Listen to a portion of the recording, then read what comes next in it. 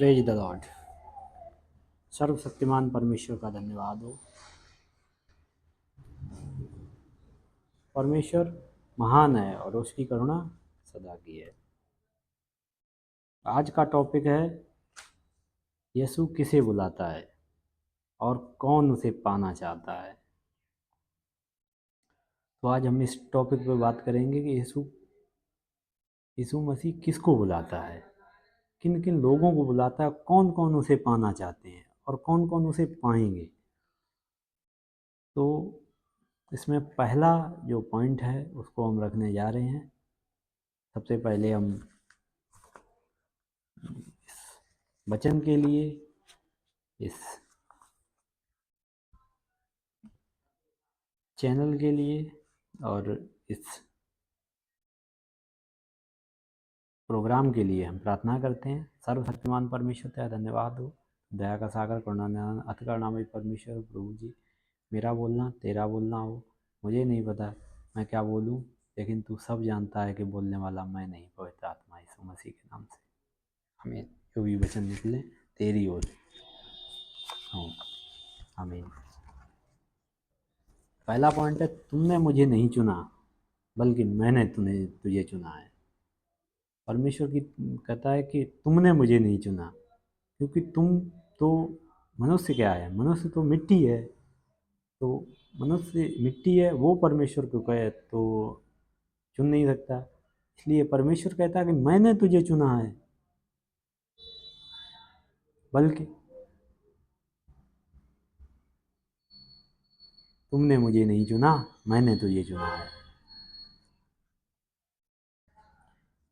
और एक वचन निकालेंगे, मत्ती रचित सुसमाचार उसका 10वां अध्याय 11 से 14 पद पढ़ेंगे। जिस किसी नगर या गांव में जाओ, परमेश्वर कहते हैं कि जिस किसी नगर या गांव में जाओ तो पता लगाओ कि वहाँ कौन योग्य है। अंडरलाइन करना पड़ेगा इस चीज़ को, कौन योग्य है। परमेश्वर ने कहा कि जिस किसी नगर या गांव में जाओ, पहले पता लगाओ कि वहाँ कौन योग्य है, और जब तक वहाँ से न निकलो उसी के यहाँ रहो, और घर में प्रवेश करते हुए उसे आशीष देना। किसे आशीष देना? उसे आशीष देना। यदि उस घर के लोग योग्य होंगे तो तुम्हारा कल्याण उन पर पहुँचेगा, परंतु यदि वे योग्य न हो तो तुम्हारा कल्याण तुम्हारे पास वापस लौट आएगा। इतनी बड़ी बात परमेश्वर ने की। सर्वशक्तिमान परमेश्वर का धन्यवाद कि तुम उनको आशीष देते हुए जाना। यदि वो योग्य होंगे तो तुम्हारा कल्याण उन पर पहुँचेगा, यदि वो योग्य ना होंगे तो तुम्हारा कल्याण वापस आ जाएगा। और जो कोई तुम्हें ग्रहण ना करे और तुम्हारी बातें ना सुने, उस घर या उस नगर से निकलते हुए अपने पाँव की धूल झाड़ डालो। मैं तुमसे सच सच कहता हूँ कि न्याय के दिन उस नगर की दशा सदोम और गमोरा के नगरों की दशा से अधिक सहने योग्य होगी। Praise the Lord. इतनी बड़ी बात परमेश्वर कहते हैं।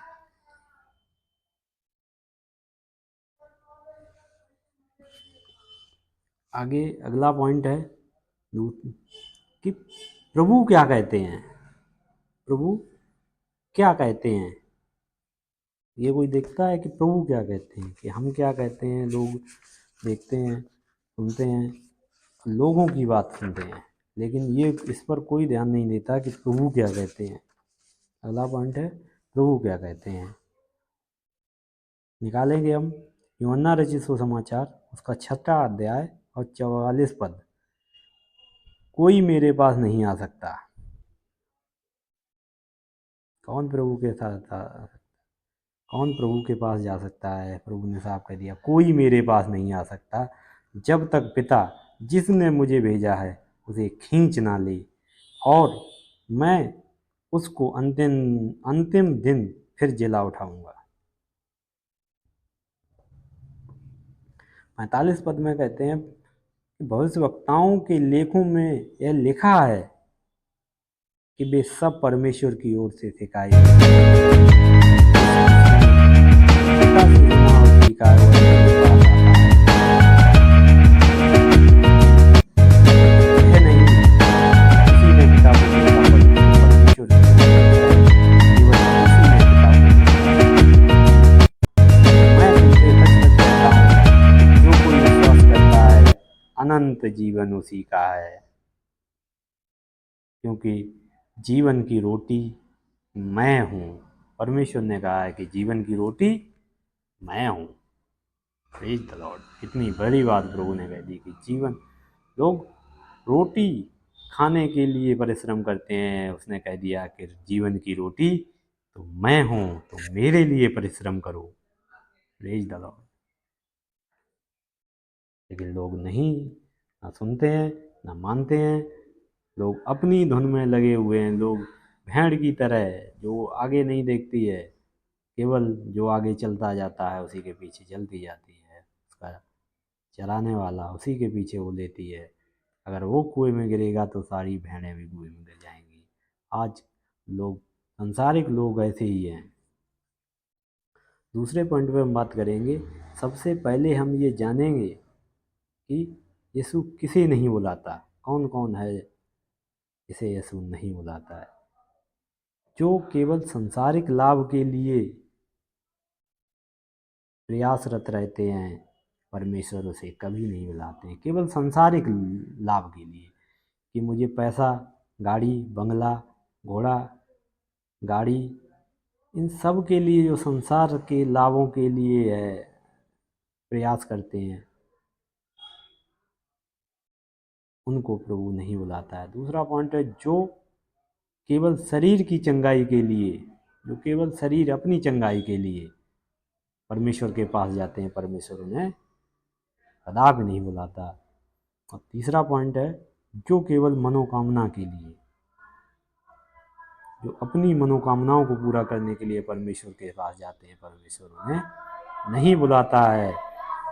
और जो केवल धन संपत्ति या दुनिया के वैभव और आराम के लिए ईश्वर को ढूंढते हैं, अब वे किस ईश्वर को ढूंढते हैं? संसारिक ईश्वर को, अर्थात शैतान को।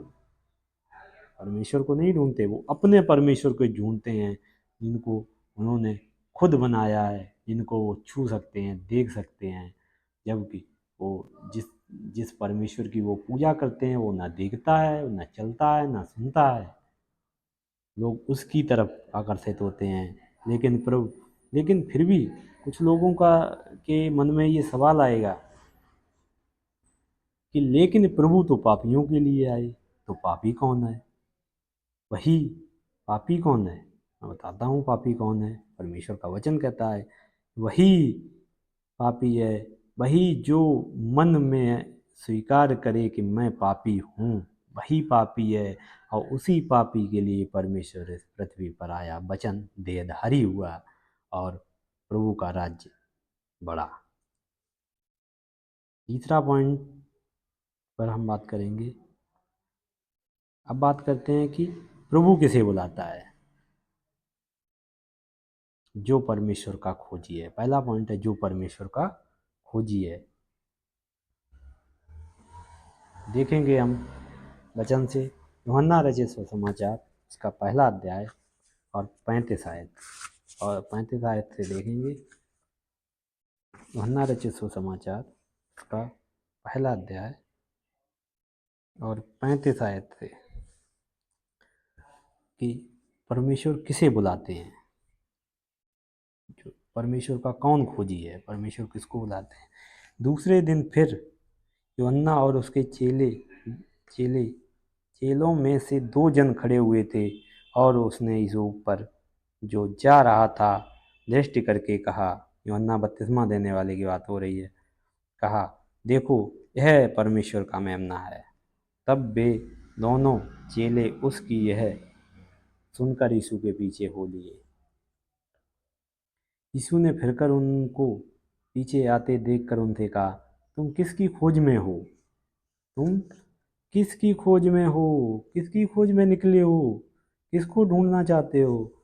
उन्होंने उससे कहा, हे रब्बी, अर्थात हे गुरु, तू कहाँ रहता है? उसने उनसे कहा, चलो तो देख लोगे। तब उन्होंने आकर उसके रहने का स्थान देखा और उस दिन उसी के साथ रहे। और यह 10वें घंटे के लगभग था। उन दोनों में से जो यूहन्ना की बात सुनकर यीशु के पीछे हो लिए थे, एक तो सिमोन का भाई अंद्रियास था। उससे पहले अपने सगे भाई सिमोन से मिलकर उससे कहा कि हमको क्रिस्त अर्थात मसीह मिल गया है। वह उसे यीशु के पास लाया और यीशु ने उस पर दृष्टि करके कहा कि तू यूहन्ना का पुत्र शिमोन है, तू कैफा अर्थात पतरस कहलाएगा। आमीन। Praise the Lord. दूसरा हम देखेंगे, वचन देखेंगे मत्ती रचित सुसमाचार उसका 16 अध्याय और 20वीं आयत में देखेंगे।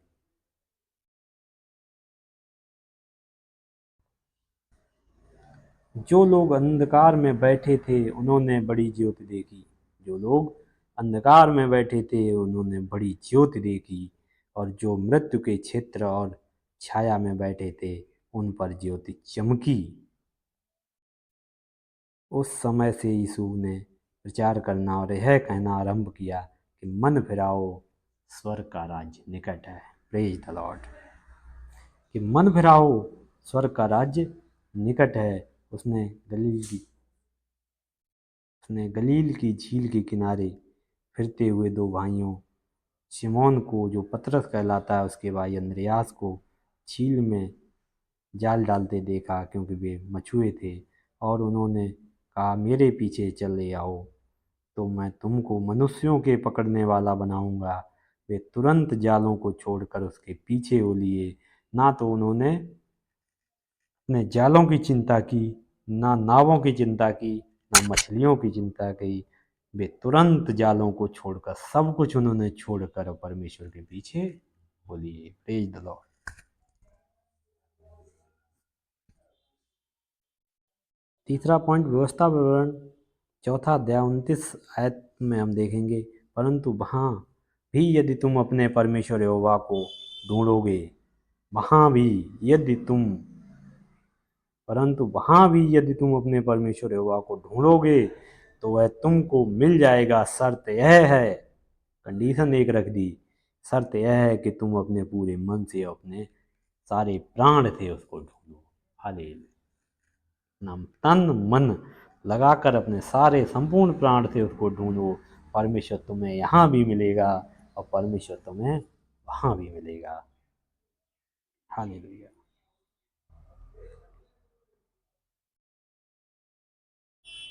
Praise the Lord.